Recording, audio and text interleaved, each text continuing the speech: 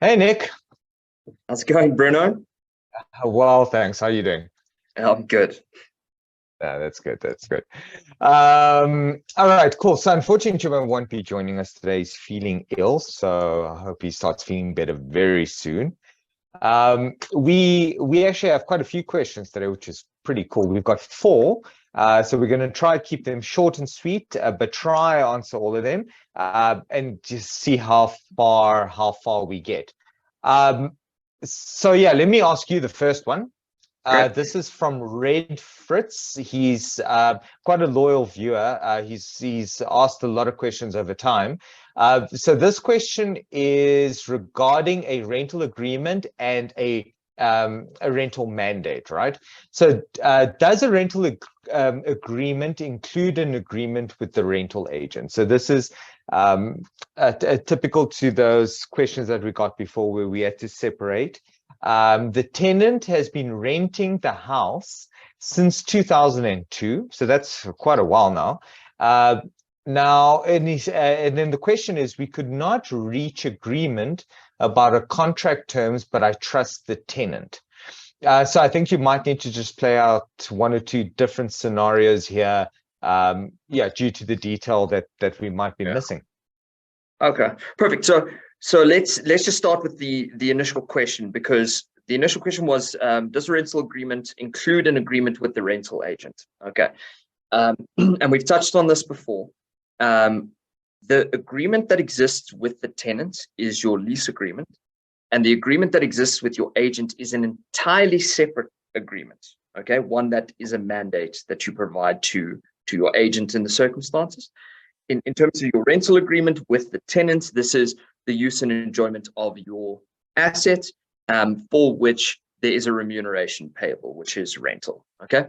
And in terms of the agreement with your agent, this is a mandate agreement where the agent has to perform certain functions on your behalf for you for remuneration, which is not rental, it is payment.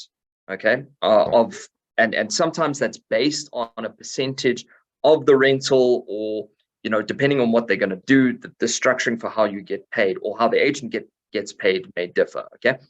But what's important is these are wholly separate agreements. Okay.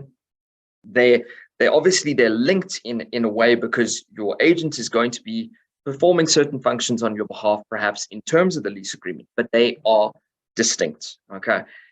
So what we see a lot in practice is a lot of agents include, for instance, they present the landlord a lease agreement, and inside that lease agreement, they're going to have provisions relating to the mandate and what their payment is or what functions they perform. Okay. And it's not strictly correct. Okay.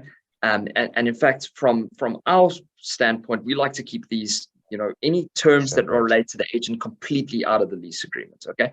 It can become difficult at a later stage if you're now trying to determine the rights and responsibilities of the party in terms of the agency, and you've hidden these terms in terms of a lease agreement, which are not readily apparent to any of the parties. So it's better to keep these things separate. But from the question that Red has asked us, does a rental agreement have to include the agreement with the agent? No. Okay, these are wholly separate agreements, and really, in law, strictly, they should be kept separate. Okay, the agent doesn't have to be a part of a lease for a valid lease agreement, and the tenant doesn't have to be part of the agency agreement. For the agency agreement to be in place. So it's best to keep these separate. It's different parties, even though the landlord is a signatory to both particular agreements. Okay. Red then goes on to say, he says he's had a tenant renting his house since 2002. He says we could not reach agreement about the contractual terms, but I trust the tenant. So what my assumption is, and Red, you're welcome to write back in. I'm assuming that what you're saying here is that you couldn't reach contractual terms with the agent. Okay, but you trust the tenant. So in other words, you've had the tenant for a long time. You say they're from 2002, and you want to keep the tenant on, but you're struggling to reach contractual terms with the agent. Is, I think, why you're asking the question. Okay, so again, as I've already set out, okay, if you can't reach contractual terms with your agent, that doesn't matter in respect of the particular lease agreement. Okay, you can still go ahead and rent the property to your tenant and enter into a lease agreement on whatever terms you want with that particular tenant. If you've had that tenant since 2002, it's the chances are very good. You've already got some sort of idea of what your contractual terms are going to be. Probably the only thing you need to negotiate is there going to be an increase in the rental, you know, and what rate that's going to be. That seems to be fine. And you're perfectly entitled to do that, whether you've agreed with your managing agent or not, what their terms are of that particular agreement. So there's absolutely no problem there. The only other assumption I could make is it's switched around where you haven't agreed with the terms with your tenant, and you know, you haven't agreed with your contractual terms with your tenant, but you say you trust them and they've been in there for a while. The only problem there is strictly when you enter into an agreement in law, what is required is either your contract is certain or is determinable.